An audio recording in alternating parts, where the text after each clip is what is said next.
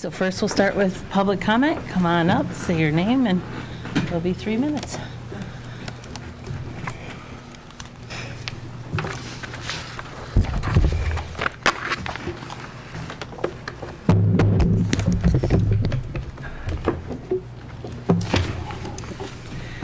Mary Ellis LeDuc, Bloomfield Township resident. Here we go again, with this administration working to tap taxpayers for unnecessary water fees and meters that will charge residents more. Where is the discussion with residents on how to spend our DARPA money? You do not want a discussion because you have predetermined outcome and an agenda to stick it to taxpayers with higher water fees. The smart meters that were installed still have plenty of life to them, yet you want to take them out and charge people based on pipe size. This is wrong on multiple levels and not standard in the utility industry. No one charges by the number of outlets in a home or the number of appliances. Beyond a set fee for all customers, DTE and Consumers Energy charge based on usage. Plain, simple, and fair. But Bloomfield Township does not care about fair, especially when it doesn't impact any one of the 7 elected officials. All of you received reductions in your overhead costs because you have pipe sizes that are 1 inch or less. I have a 1.5-inch pipe and am paying twice as much so that you get a reduction. This is wrong. Despite a directed letter to Olivia, I received no response to my inquiry as to why Martin Brooks' 15 units of water for the second quarter and my 8 units resulted in the same bill cost. It is fundamentally wrong for some residents to be paying much more for an infrastructure cost simply because of a pipe that they had no decision in. It was there when I moved. Okay, the board should not spend a penny on water meters until you fix the gross flaw with charging people by pipe size. Raftellus sold you a manufactured reason to charge some people more for infrastructure costs that have nothing to do with true costs. Since none of you were impacted by the decision and you only benefited, you voted for the faulty logic and are clueless as to the impact on homeowners. Fix the unfair system now. Oops, I'm sorry.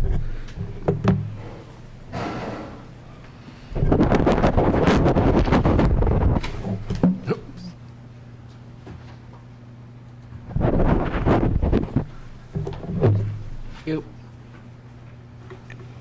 have anyone else?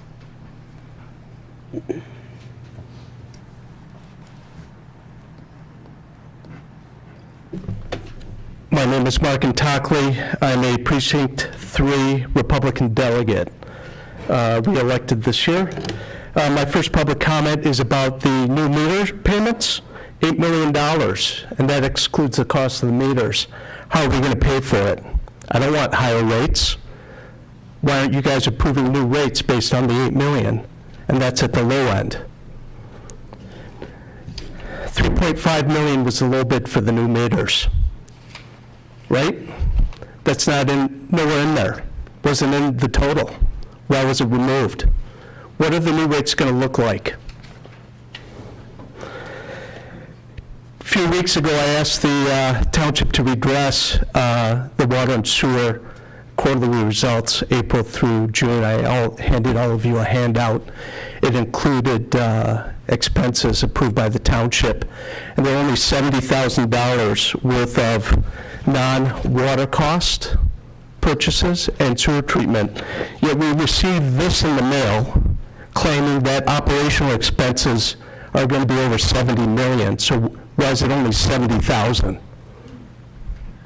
Did you guys redress it, or did you just put it on the back burner so you can hide whether or not you've been collecting extra funds for the last quarter?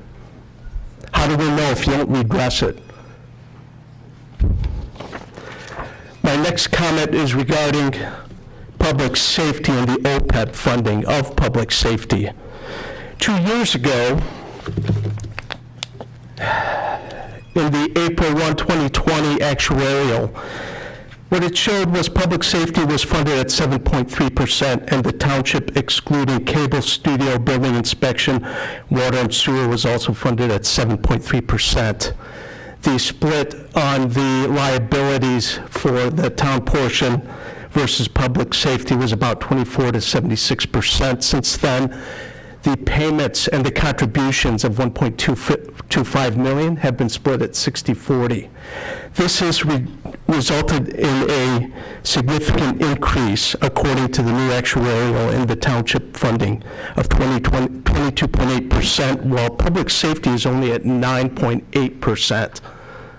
Why are we doing this to public safety, our police and fire?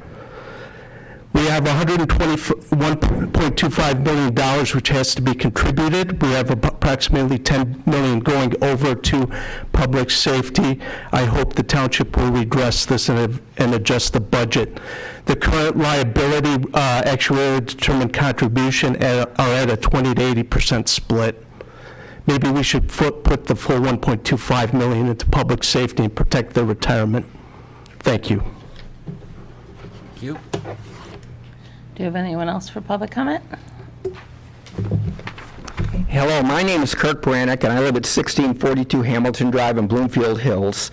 I'm the president of the Square Lake Association, but also the owner of the property that is really directly across from the proposed lot combination on Kling and Smith. We're also the owners of Outlot B, which is the property on the other side of the lot that they're proposing that has lake access. Outlot B is the lake bottomland of Square Lake and is 38 acres.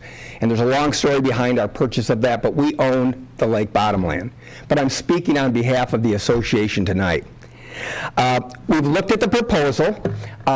We like the Kling and Smith proposal. I know Mark Perriard personally.